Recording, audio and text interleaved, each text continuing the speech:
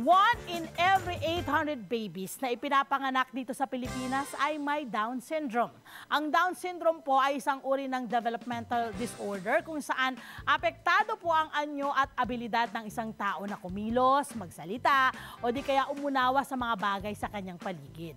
Para sa mga batang patuloy po na lumalaban sa kanilang kondisyon, meron pong organisasyon na tumutulong at nagbibigay pag-asa sa kanila. Yay! Sila po ang Lil Brave Hearts. At kasama natin ngayong umaga si Miss Sheila Ann Jimeno, ang spokesperson ng organisasyon. Miss Sheila, basta! Hey! Good morning! Ang ating magigitay! Magkikita mo na. Dito ka muna, ma'am. Dito ka muna sa gitnang bahagi ng upuan. Kasi meron pa tayong makakasama later. Pero si Ma'am Sheila muna. Ma'am Sheila, patiin niyo po muna yung ating mga nanonood sa Net25 at nakikinig sa Radyo Aguila. Good morning everyone po and salamat sa opportunity. Thank you! Thank you sa paggising para sa amin, Miss Sheila. Miss Sheila, Lil Brave Hearts. Ganda. Yes, ano ang misyon? Ano ang layunin ng grupong ito, ng organisasyon na ito?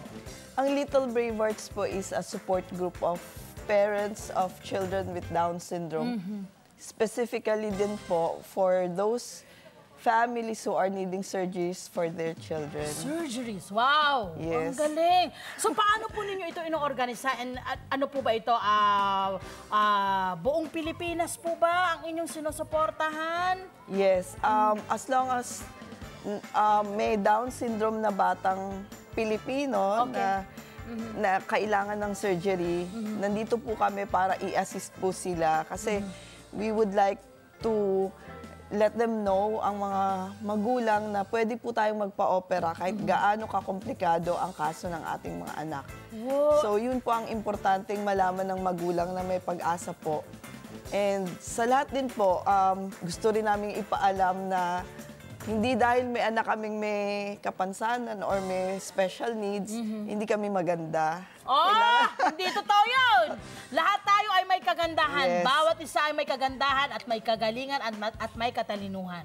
Dapat nating malaman yan. Yes, and most especially, may support group kayong maaasahan. At yun ang kailangan talaga. Gusto na yung malaman gaano katagal nyo na pong ginagawa itong inyong advokasiyang ito at gaano karaming mga kabataang Pilipino na at pamilya ang natulungan po ng inyong organisasyon. Natutuwa po ako kasi simula nung pinanganak ko yung anak kong si Jake. Hi, Jake! Hi, Jake! Hi, Jake! Good morning! He's 9 years old, so 8 years na po ang Little Brave Hearts. Kasi kasama po ng ibang magulang na nagkaroon din ng anak na may Down syndrome. Nakita po namin yung needs na matugunan, yung pangangailangan nila for surgeries. Sabi mo nga surgeries eh. I wanna know, anong klase pong mga surgeries ang parang common. Oo, 'di ba? Common and naibigay niyo ng serbisyo sa ating mga parang mga miyembro dito po sa inyong 50% po kasi, for your informations po, na pinanganak na may Down syndrome is kailangan po ng open heart surgeries. Wow. Kasi 50% po ng pinanganak na may Down syndrome is kailangang ma-opera. And ito po ang gusto ko rin i-impart sa mga magulang na takot magpa-opera ng mga anak nila. Kasi may mga congenital heart conditions na kailangan ma-opera in the first year of life. Kasi habang maaga. Agapan po natin, wag po tayong makinig sa magulang natin or sa mga kaibigan, kamag-anak na baka yung iba naghilom yung butas ng puso, pero baka yung kondisyon ng anak nila hindi. Hindi nila alam. Hindi nila alam. Ang takot ang pinapairan, hindi pwedeng ganon. I think, Ma'am Sheila, bukod po yun sa takot, yung halaga rin, Definitely. Yung pera. Di ba, majority para lang may concern. kaalaman ng ating mga nanonood ngayon, kung babayaran ba ito ng ating mga kababayan, kung ano ba yung parang ballpark na kailangan? Ballpark figure po ng pinakakomplikado, pinakamura ang 400,000 to a million. Malaki yun. Malaki. Pero nagawa naming magpa-opera ng libre. At yun po ang gusto naming ipabatid sa lahat, na kaya po natin gawa ng paraan. Basta may willingness po tayong itawid yung mga anak natin. Oh, Faith ano po, yung tawid maniwala. na yan? Ano yung drive force ng organisasyon? Ano ang drive force ng isang ina para masuportahan at buhayin yung kanilang anak na nasa spectrum po? Yung po ako naniniwala na sabi nga may special needs. Actually, si Miss Chris Aquino. One time, wala pa akong anak na wala pa si Jake, no? Nakita ko lang during her interview na sabi nila, di ba sa Pilipinas, yung parang ang feeling natin, maswerte daw yung may nabiyayaan Yes, ng they're saying anak. that, yes. Pero actually, sabi nga ni Miss Chris, may special needs may additional needs, so ipoprovide talaga ni God. Correct. Kung ano man yun, hingiin natin sa Kanya at ibibigay niya na yon. Very beautiful. Faith Yes, talaga yan. totoo po yan. Ayun, bukod po doon sa pagtulong sa ating mga kababayan na financially, ano pa po yung inyong ine-extend na tulong sa ating mga Actually miyembro? po, hindi po financially, finances ang... Wow! Opo, it's more of knowledge. Saan natin kukunin yung funds? Saan natin... Kasi kami rin po, wala din po kaming kakayanan mag-provide. Pero yung knowledge po, na kaya mong hanapin yan at saan natin kukunin yan, ito po ay pagtutulungan ng mga magulang na natulungan din ng organisasyon. And of course, you also do parang fundraising activities Yes. For you to provide para dito sa mga nangangailangan for the surgery. Wow, ang galing, 'di ba? Eto na, makakasama po natin ngayon, bukod po kay Ma'am Sheila, makakasama po natin ngayon ang isa nga sa mga natulungan po ng grupo, yung pong anak ni Miss Joanna Daruan. Tama po ba, Daruan? Tawagin natin si Mami Kristen. Ayan, Mami Kristen, halika kayo rito. Tama. Mami Joanna. Ay, Joanna, halika. Mali pala, Mami Joanna. Di ba? Good morning ka. Good morning! Say hi. Hi! Sama ka sa akin. Dito tayo. Hindi ka rito. Ha? Gusto mong laruan? Wala kaming laruan dito Ako lang ang mukhang laruan dito. Ayan. Ayaw mo doon ka muna kay Mami. Ayaw mo kay Mami. Nag-ano siya kaagad no? Friendly! Friendly! Ayan, okay. Mami Joanne, tama? Yes po. Of course, gusto kong malaman po sa inyo, pwede ho bang pakikwento sa amin yung karanasan po ninyo? At pwede ho bang malaman anong pangalan ng inyong bebe? Si Gian Morris po. Pero Gian.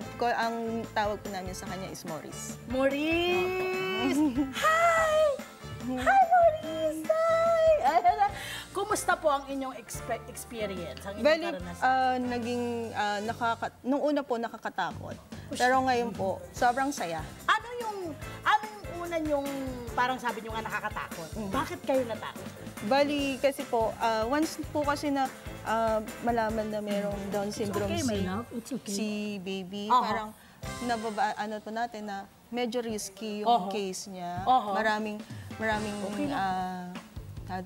maraming problem doon sa health niya, especially po sa heart. Usually po kasi, gaya nga po na sabi ni Ma'am Sheila, na 50% po ng may Down syndrome is meron din congenital heart disease. At ano yung nag-push sa inyo na isik ang health?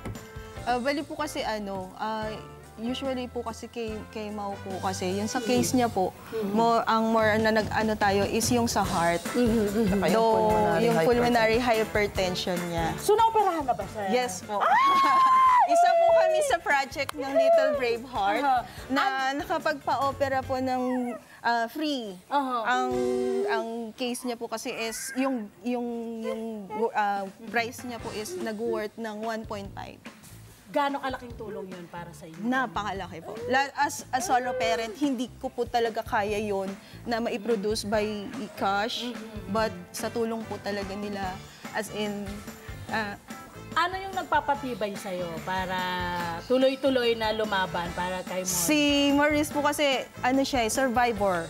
Yung fight, yung pagiging fighter niya po, kasi yung operation po is napakadelikado, pero still, na-survive niya po iyon. And then po yung... Ano yung parang pangarap po para kay Maurice? Parang ano po, ang pangarap ko po sa kanya, yung maging normal din po. Yes! Diba? Tsaka yung mga... Maganda ang quality of life. Quality Kasi of pag life. hindi po natin napa-opera, lagi po silang may sakit. Gaano kahirap bilang nanay yung kayo both, no? Yung ganitong merong may anak po kayo na kailangan ng espesyal na needs at pag-aalaga. Sa akin po, ma'am, mahirap siya, ma'am, kasi yung number one, ma'am, hindi sila nakakapagsalita din. So, parang papakiramdaman mo. Papakiramdaman mo po siya. Kagaya nito, ano yung... Natutuwa po siya kasi, ma'am, mula po kasi nung na-diagnose siya nga na may heart problem, napakaselan po eh. At ngayon nakakapaglaro na siya. Opo. Hindi nakakatakbo-takbo na. Nakakatakbo na Anong po. pakiramdam na nakikita mo ngayon sa Sobrang Morris na tatakbo-takbo? Ayan, nag-advocate na rin. Diba, she's an advocate. Yes. Siya po ang isa sa patunay na kaya po nating magpa-opera. At kaya po ng bata ma-survive ang open heart surgery. Actually, natagalan na po siya eh. Kasi nga ang hinahabol natin yung first year of life. Pero dahil sa tulong ng mga doktor, Survivor ah! yan po, sobrang Malakas kulit ka, Morris, na. ah! Sobrang Ha? kulit. Ang lakas mo eh! Ha? Gutom ka na ba? Ay, talaga mamaya kakain tayo. Sa ngayon po, ilang pasyente po or ilang mga bata ngayon ang inyong parang kailangan tulungan para maoperahan? Meron po ba? Marami. Marami pong nakapila. Nako! May GC po kami sa Facebook, sa Messenger. Yun, ano lang po sila, mag-message po sa amin. Then we include them. Mamimit na nila ang sobrang sayang mga magulang na nakapagpa-opera para ma-inspire po yung iba na natatakot para sa mga anak nila. Ano pong mga therapy pa po ang ino-offer po ng inyong organisasyon? May therapy din po ba? Yes po, we have a halfway house. Oh! Ayan po, isa din sa miracle na binigay ni God na sa mga nasa probinsya na kailangang may matirhan for surgeries, for check-up. They can stay there for free sa Santa Cruz, Manila po. So yun, lahat po yun pinuprovide by the grace of God na is-serve din namin para sa, yun, yung concern nilang matirhan dito sa binibigay po yan lahat pag hiningi po natin. Alam ng Diyos ang pangangailangan. Yes, Ibigay agad. ibibigay talaga. Ano ang mensahe niyo po sa mga kababayan natin na dumaraan sa ganitong sitwasyon? Huwag po kayong matakot kasi hindi po totoo yung perception na lahat mahirap pag may anak ang may disability. Most of the time po, masaya at napaka-inspiring na magkaroon ng anak na may disability. Tanggapin po natin ang buong-buong anak natin. At ibibigay din po nila ang saya at pagmamahal na purong-puro! pure. Pag yumakap yung mga yan, purong-puro. Pag nagsabi na I love you, purong-puro. Yes. Pag masaya sila, purong-puro. So, talaga, ibang klaseng gift Ibang sila. level. Mami, Joanne, Yes. ano po ang inyong mensahe para kay Maurice at syempre sa ating mga kababayan? Bali po ang mensahe ko po sa lahat na merong katulad ng anak ko. Laban lang po. Wag po natin unahin yung takot. Kailangan po sumubok tayo. Ano po yung mensahe mo? Kay Mau po, sana Kay po Mau. good health po. Super good health. Yeah. And long life! Long life Long po. life! Long life! Long life! Long life! O, diba? Kaya po, saluduhan po natin talaga ang mga nanay na lumalaban para sa future ng kanilang mga anak at mga katulad nito, Lil Braveheart. Maraming salamat. Dapat po supportahan natin sila, di ba, Maurice? Okay? Okay! Yeah! Hi! Salamat sa profile, mga Kanet 25. This is Love and New Verbo. For more love, Tunipet, and Arafang updates, just click the subscribe button and follow us on our Net25 social media pages at Net25 TV and Net25 Entertainment Facebook. See ya. I love ya.